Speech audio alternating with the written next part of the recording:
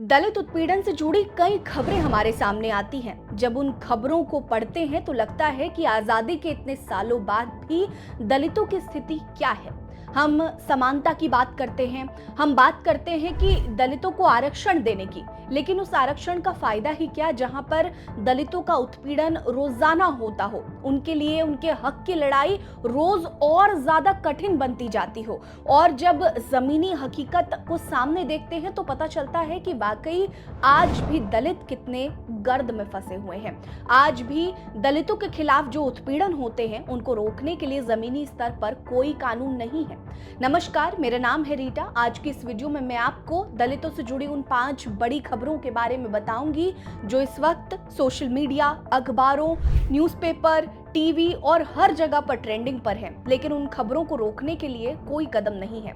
आप हमारी वीडियोस अगर देखते हैं तो हमें लाइक करिए, सब्सक्राइब करिए, हमारे चैनल को शेयर करना मत भूलिएगा।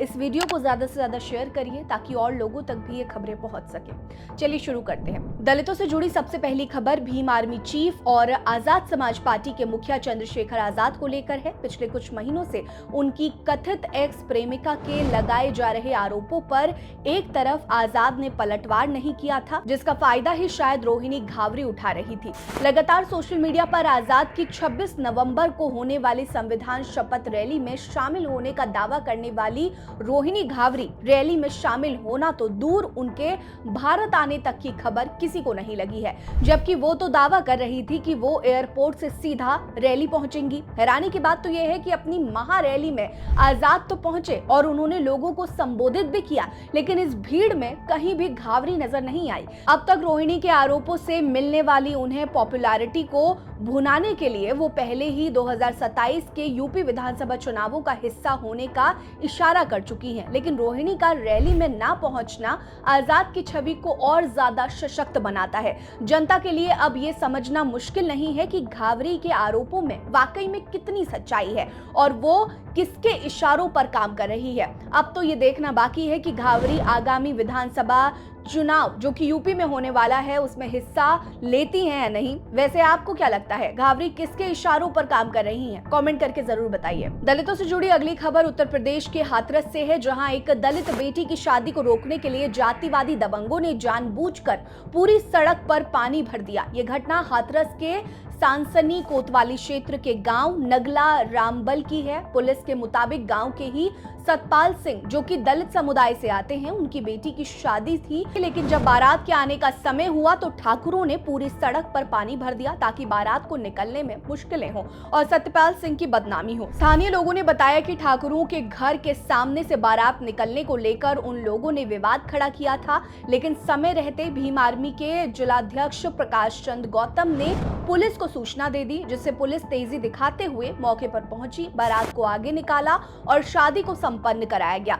सासनी कोतवाली प्रभारी अवधेश कुमार के मुताबिक शादी को शांति से संपन्न करा दिया गया है, जिसके लिए दलित समाज ने पुलिस का शुक्रिया अदा किया है। लेकिन साथ ही पुलिस इस मामले की जांच भी कर रही है, क्योंकि इससे पहले भी दलितों के बारात में ठाकुर समाज के लोगों ने हंगामा किया था। जांच में दोषी पाए जाने पर उनके खिलाफ कार्रवाई की जा सकती है। दलितों से जुड़ी अगली खबर उत्तराखंड से है, जहां दलित समाज ने अंग्रेजों के जमाने से चली आ रही प्रथा को तोड़ते हुए दलित समाज का मुखिया चुना है। इस प्रथा को तोड़ने में वहां की स्थानीय पुलिस की भी अहम भूमिका रही। दरअसल ये खबर जौनसार बाबर क्षेत्र बिजनाड़ गांव की है, जहां करीब 35 दलित परिवार रहते हैं और बाकी पूरा गांव राजपूतों और ठाकुरों का है, जिसके कारण आजादी से पहले से ही इस गांव में केवल ठाकुरों और राजपूत समाज का ही शाणा चुना जाता था। लेकिन इस बार 35 दलित परिवारों ने संविधान की ताकत दिखाई और अपना अलग से दलित समाज का शाणा चुन लिया है, जिसे परंपरा के अनुसार लकड़ी के हाथी पर भी घुमाया गया। यानी कि अब इस गांव में दो शाणा यानी कि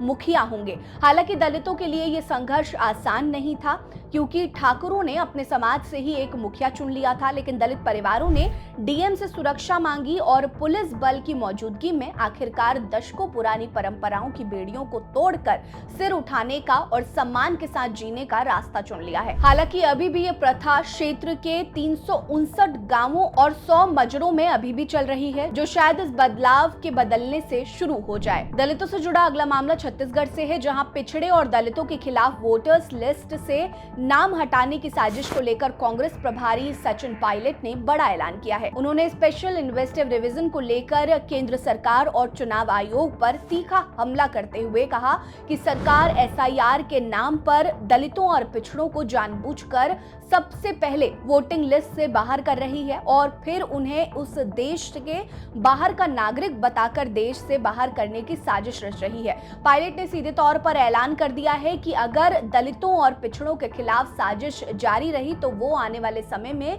सरकार के खिलाफ बड़ा आंदोलन करेंगे। सचिन ने कहा कि कांग्रेस भी नहीं चाहती थी इनवैलिड वोटर्स लिस्ट में हो, लेकिन दलितों और पिछड़ों को वोटर लिस्ट से साजिश के तहत हटाया जाना उनके अधिकारों का हनन है और वो ऐसा नहीं होने देंगे। दलितों और पिछड़ों के खिलाफ चल रही साजिश के चलते कांग्रेस ने 14 दिसंबर को रामलीला मैदान में बड़ी रैली करने का ऐलान किया है। गौरतलब है कि महाराष्ट्र में कई ऐसे मामले देखने को मिले हैं जहां रोहिंग्या और बांग्लादेशी बताकर दलितों की बस्ती को उजाड़ दिया गया है, जिसके बाद दलितों के खिलाफ होने वाली बड़ी साजिश का खेल सामने आने लगा है। दलितों से जुड़ी अगली खबर कर्नाटक के बेलगावी से है, जहां दलित सीएम की मांग अब उग्र रूप लेने लगी है। पिछले कुछ समय से दलित समाज लगातार राज्य में एक दलित सीएम की मांग कर रहे हैं, जिसके लिए राज्य के गृह मंत्री जी परमेश्वर को अगला सीएम बनाने के लिए तुमकुर में प्रदर्शन कर रहे हैं। अगर परमेश्वर को सीएम नहीं चुना जाता तो वो कांग्रेस अध्यक्ष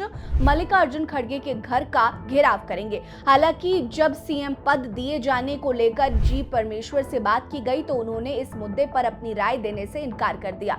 दलित समाज का कहना है कि अगर राज्य में दलित सीएम होगा तो वो दलितों के उत्थान के लिए काम करेंगे, साथ ही दलितों के खिलाफ हो रहे अपराधों में भी जरूर कमी आएगी। वैसे क्या ऐसा वाकई में मुमकिन है? ये कमेंट करके आप जरूर बताइएगा।